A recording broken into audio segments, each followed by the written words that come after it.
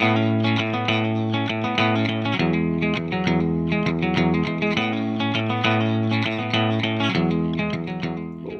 to the Andy Griffith Show, Facts and Trivia. Appreciate you being here.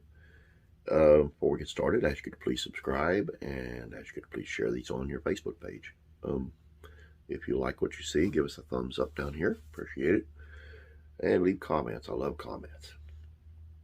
And welcome aboard to our new subscribers. Appreciate you being here. Really do. Today's video is on an Andy Griffith Show. Not all actors on the Andy Griffith Show were JFK fans. Let's get into it. On the Andy Griffith Show, real-world events didn't make it into Mayberry borders, unless it had to do with cheating in a pie contest or a singer who was off-key at Wednesday night choir practice. That kind of strife stayed out. When JFK was assassinated in 1963, while the cast's grief didn't make it onto the show's episode, it definitely was felt behind the scenes. And here's what one actor recalled about certain castmates' reactions.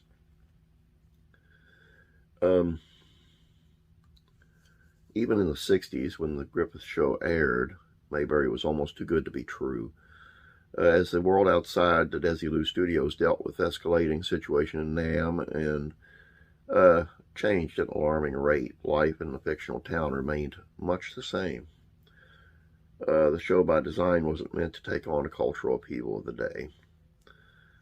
It was a time of assassinations, electrified music, and slackening standards on sex and drugs, according to Daniel Device, the author of Andy and Dawn, The Making of a Friendship, and the classic American TV show. Yet the Griffith Show refused to embrace those changes or even to acknowledge them. Instead, the program trained its gaze backward, revisiting and reviving the rural Americana of the 30s, the time of Andy's childhood in North Carolina and Dawn's in West Virginia. In her memoir, Tied Up in Knots, My Dad and Me, Don Knotts' daughter Karen, an actor and comedian in her own right, interviewed many cast members who had rarely been heard from before. One was Jackie Joseph, who played the girlfriend of Ernest T. Bass on the show. She was also the wife of Ken Berry. Joseph recalled to Karen how she learned on the set of Kennedy's death, as well as her disappointment with cast members who chose that moment to criticize the fallen president. As happy as the Mayberry set was, every now and then the outside world, reality, came crashing through, Karen wrote, adding that Joseph told her the awful news came that President Kennedy had been shot. One of the assistants in the office came in and, just had Paul coming over the room. The actor added, everyone was stunned, and I guess Aaron Rubin or someone said, okay, let's everybody go to lunch and then come back and decide how to proceed. Now, according to Karen Knotts, not everyone was a Kennedy fan. Once again, quoting Joseph, I had to sit with Frances Bobbier and Doris Packer, who played Mrs. Wiley. Aunt Bee and the actress who played Mrs. Wiley were saying stuff like, well, he always played around. I'm thinking he was our president. He just got murdered. How could these ladies have this conversation? I'm choking back tears, and I didn't have the chutzpah. And of course, I always knew my place. Joseph added she wished she had had the courage to speak up to Bobbier and Packer, who she said were playing the parts of old biddies. That's just acting. You're not supposed to be that way.